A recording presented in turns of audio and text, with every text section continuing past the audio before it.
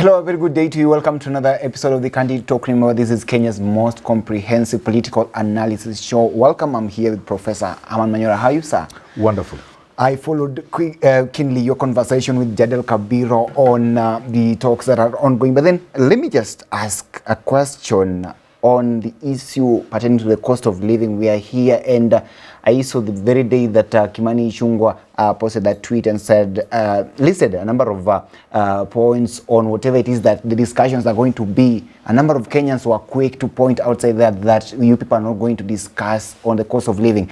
I saw you come out and join them and ask, why did people die in the first place? Now, let me get this straight from you. What do you think that Raila really had to do? Because I've seen the government side say that they will not discuss anything on the cost of living. How then does this now leave Raila? Because a number of people are saying that he is selfish. He's after his own self-interest. At the same time, those people are saying that they cannot actually discuss the cost of living. So where does this leave him? You see,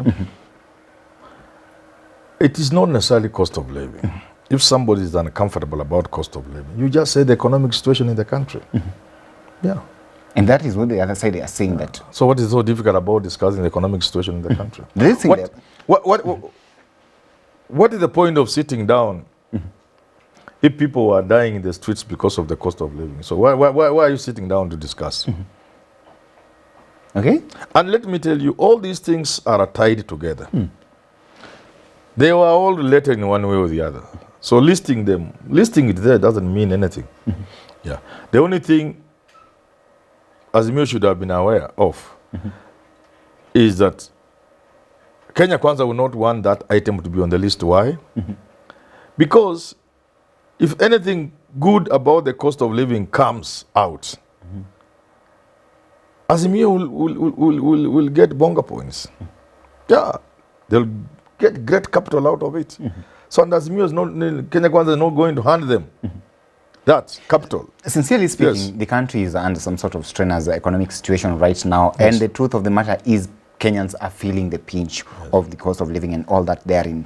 These people are saying that they do not have to talk about this. It's not about it. And initially, Raila had decided to center this about the people. And I remember you saying here clearly that even if Raila does not lead these demonstrations, then it will reach a point where people will be out there on their own. But then the government is right now saying that for them to solve this problem, they do not have to talk to Raila. They do not have to have any kind of negotiation. Anyway, I saw even the Speaker of the Senate saying there that if at all talking to Raila would lower the cost of living and the price of basic commodities, then he would actually force the president to do that. I wonder what your take is on that and whether these cards are now flipping off Raila's hand back to the government side. People are reducing the cost of living to unga only. No. Yesterday evening, I went to a supermarket, which I rarely do. You know, of course I send things, but I rarely go myself. When I went to the till to pay, I had 4,000 shillings in my pocket. Actually, I thought it was 5. I've seen the fifth note, which I didn't see yesterday. I think I was in panic. The thing was reading 8,000, 7,900 and something. What? 8,000? And I had 4,000. I thought there was a mistake. The girl had to take me through. So I quickly called somebody to send me some 3,000 shillings because I thought I had 5. It became 7. I still needed another one. Okay. Somebody there sympathized with me. He was listening to my conversation. He gave me 1,000. Oh, I got that 1,000 this morning. I don't know why I didn't see it. The point is, the cost of commodities in this country is just broken through the ceiling. Something I was buying at 700 when yesterday is 1250. Look at that shift in a matter of a month or two. Things that were going for 120 are now going for 300, 250. It's almost everything is just gone crazy. So how is it possible for leaders of this country to sit down and talk about things without talking about the economic situation in the country? Before we get there, still sticking to politics here, make me understand, why is Raila being castigated for failure to include the cost of living as one of the terms of negotiation on the table? Because the list that came out didn't have cost of living, and everybody The list came out, was brought in by Kimani Ichung'wah. Of course, they went ahead and disregarded that list. I have said that. You said you are listening to my conversation. Yes, I said there are two ways of looking at it. One is that Azimio is not being honest. Two, they were outsmarted. Why did they issue a statement from their side, knowing that just as they have issued theirs, the other side will also issue theirs? And the chances are the other side will come up with issues that will make Azimio look bad. If they didn't see that, that's what I'm saying, they are out of strategy. Yeah. Failure to include the issue of the cost of living into that kind of negotiation table therein. Do you think that perhaps it's a deliberate strategy by the government to expose Raila for what they're terming him? Yes, to alienate him from his followers. Definitely. To make people say, when you put things like official leader of opposition, you know, people are wondering, what's all this now? You mean we were dying so that Raila may get leader of opposition? Which of course can't be true. So do you think that they've succeeded in exposing him for that? Yeah, they have. No amount of damage control can work. No, it's already done. But the president said, Stanley, that we... You see, they looked very bad even as they are trying to address the press, with people saying Raila was running away, leaving it to Muna. Of course, there must have been a reason why he left. But how are people interpreting it? Okay. So they're making... When a time you make a blunder and you try to correct it, sometimes you make more blunders. So the way to correct it is not even a press conference. They have to sit down and strategize. But those people are saying, we don't have to talk about the cost of living. We have got a plan to address this. How then there's no point of talking. Yeah. There would be no point. That's what they're saying. How would you be talking about Kenya? Whose Kenya are you talking about?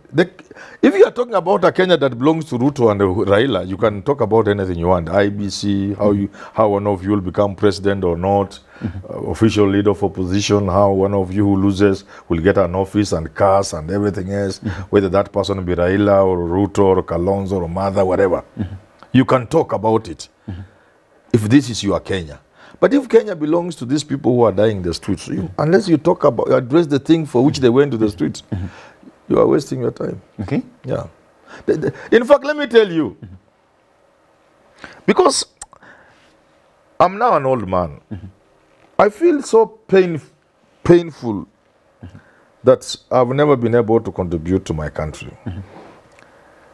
Because many of these people don't seem to be thinking even 2 meters ahead. You know, even these talks can be disrupted by people. Initially by organized groups like civil society. And you'll see it happen. If they go in the way they are going and they continue, civil society and other people will disrupt these talks.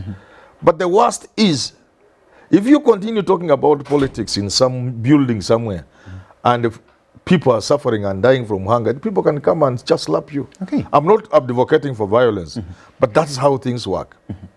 When you can't prosecute things using institutions that have been given in ways that are institutional, the people can choose to prosecute those things and impeach everything through the streets.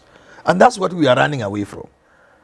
We cannot be running away from streets, from demonstrations, when the issues that have sent people to the streets are nowhere near the discussions. I think we must be like children.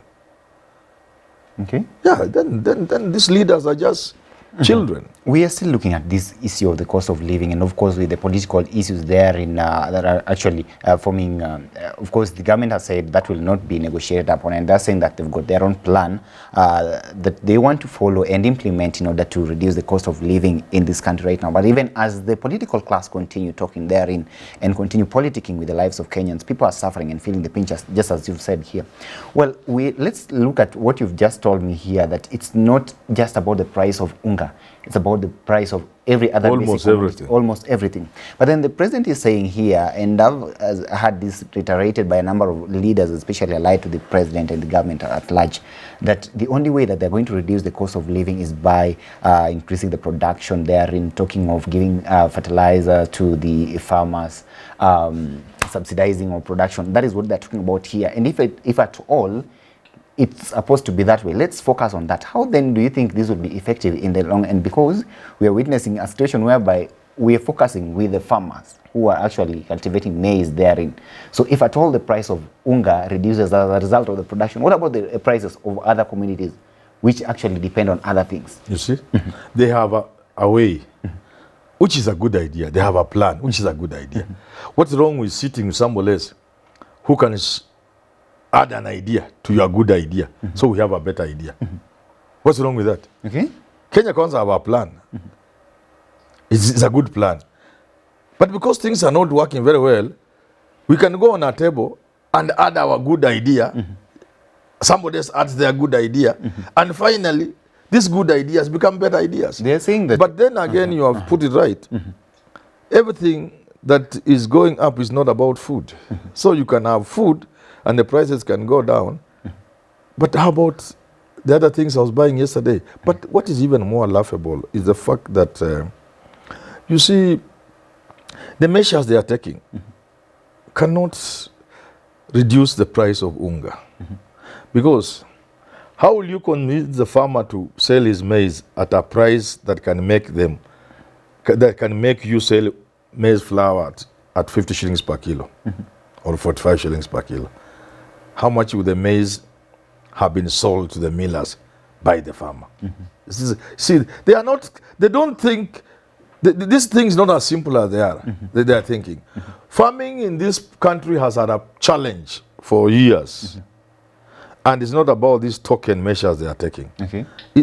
You cannot reduce hunger in this country, leave alone reduce the cost of maize flour and maize itself, by merely giving people fertilizer. No, that's not. I have explained to these pseudo-economists, these people who think they are economists, and they are just houseboys and housegirls. I've told them, go to KTDA. Talk to the directors. Why do you think the quality of tea is low? One of the reasons why our quality is not as high as... We have very good tea globally, but it could be much better. Why do you think the small-scale farmers are not... Who are the major producers sometimes? It's because you give them fertilizer and they sell, because they don't have food in the house. So it's not just as simple as fertilizer, but at a much higher level. A country cannot have food sufficiency, boost its production without addressing the essentials, which is land. Has the government got the courage? Can Ruto bite the bullet and they touch the issue of land, so that we have a lot of idle land in Narok and elsewhere? People owning thousands upon thousands of acres of land, and they have never used that land. They have even fenced so that even a Maasai cannot take their cattle there. Idle land held for speculative purposes, for prestige. Have they addressed that? The constitution went around it, left it to parliament. Parliament could not bite the bullet. How can this country convince anybody, including a child in class 5, they are serious about food security, when we have allowed businessmen to sell seed, maize seed, all sort of seed in this country? No country ever does that. That you can have all varieties of seeds, maize seed coming in. Hii imetoka juu kampuni gani meleta, experiment, juu gani. Why can't the country, if the president is serious about food, I want him to say from next year, only government seed shall be availed to farmers in this country, and for free. Universities have sufficient land and sufficient expertise. Carlo is a government agency, the former Kari, has sufficient expertise. Kenya Seed has expertise. So Kenya Seed, Carlo, University of Nairobi, Egerton University, Seku, who have thousands upon thousands of land to grow seed maize, and it is given for free, and it will not even cost the government the money the president uses for moving around the country. It will not. The State House budget plus the DP's budget is much more than the money you'll need to give Kenyans. I'm speaking on top of my head. I don't have the figures, but I can figure out. If we are using our own experts from the universities and research institutes, if we are using our own land, I don't see where will this big money come from to produce seed which we give for free? Because poor seed contributes significantly to poor production. Poor fertilizer, the same. So why can't we sort out seed Why can't the president come up with a policy, Kenya Kwanza, about land ownership and land use? Okay. Kenyans will support it. Parliament will pass it. Say, okay, we will not take your land from you, but you must use it. If you don't, we will pay taxes for not using the land. Either you use it, or sell it, or lease it to somebody. If it lies idle, you will pay tax. Punitive tax. Why can't the president start there? Throwing around a few bags of fertilizer cannot change production of maize in this country. No. You go to Rift Valley and ask where he comes from. So you believe Let him go and ask farmers you believe if this fertilizer is top on the list of the problems they have. They have bigger problems because when they have good harvest, there's no market. Middlemen come and take the maize for a song because the president grew up in those areas he knows. For the whole year, the budget comes from maize. I grew up there. If you have children, it is during harvest you keep aside their fees for the whole year, coming year. Kama hujanunuliwa nguo ya Christmas na uniform wakati wanauza maize, you will not get it until the following December. Okay. Everything is from, and then you must prepare the land for the next season. For that reason, the farmer will have to release his maize for a song to middlemen. So if you ask farmers, they will tell you fertilizer could be the least of their problem. Yes. Somebody would also question the logic in this because they're saying that yes, you may actually succeed in subsidizing production and lower the cost of farm inputs such as fertilizer at the end of the day. But then you increase the price of fuel, you increase the cost of actually electricity. These millers need to depend actually on fuel and electricity to do all this. Yes. When they now pass the kind of... tilling the land, you need diesel from tractors. Definitely. When they now pass that down to the consumers, and then we are back again where we started in the first place. To solve the problem of maize in this country, you need to support small-scale farmers with their small problems like that fertilizer and so on for their own food. Because most production in this country is small-scale. Then the government can come up with large-scale around the idea of Gulana Kulalu. But that's not where you go. You don't irrigate maize. You do irrigation for horticulture first. You'll get to maize later. Because this country has sufficient rain for maize. Government can now look for huge tracts of land that are idle and ensure they are under maize cultivation, under certain formula, under arrangement. Then you have enough maize for strategic reserves and even in some instances for export. Definitely. You don't know what I'm saying? I get you. Yeah. Do you think that perhaps right now Azimio can decide and reverse what has been done, still try in a way to bring back the issue of the cost of living on the discussion table? It is never difficult. I'm not even finding this thing to be an issue. It is an issue at the public perception level. Okay. The public is viewing Raila as selfish, viewing politicians as selfish. But as a person who knows about negotiations, I'm also a trained negotiator, by the way. Those things, you don't start with all of them. Okay. Some people say this one is a no-go zone. We can never, but finally it will be there. Others you put there, but when you begin to negotiate, you ask yourself, what is the value of this idea? So it's at the technical level of negotiations, I'm not worried.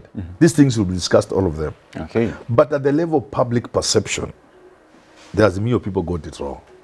Yeah. And that is where they were cornered by the government. Anyway, ladies and gentlemen, that was actually a show, and we are actually analyzing what is taking place in the country with regards to these talks that are supposed to be going on. We wonder why it is so difficult for these people to open up a national dialogue or rather conversation on the cost of living, of which a number of Kenyans are feeling the pinching bite therein. Allow me to stop this conversation at this particular moment, but please do not fail to subscribe to our channel here in case you're watching us for the first time, and not fail to tune into some of our programs that will be coming up next. Jadel Kabiro is always here, as well as Richard Mwenja, and of course Brian Mundia will be there on the streets there, seeking your opinion on everything taking place in the country and outside the country. Till we have this conversation again, have yourself a lovely day. My name is Evans Okinyi.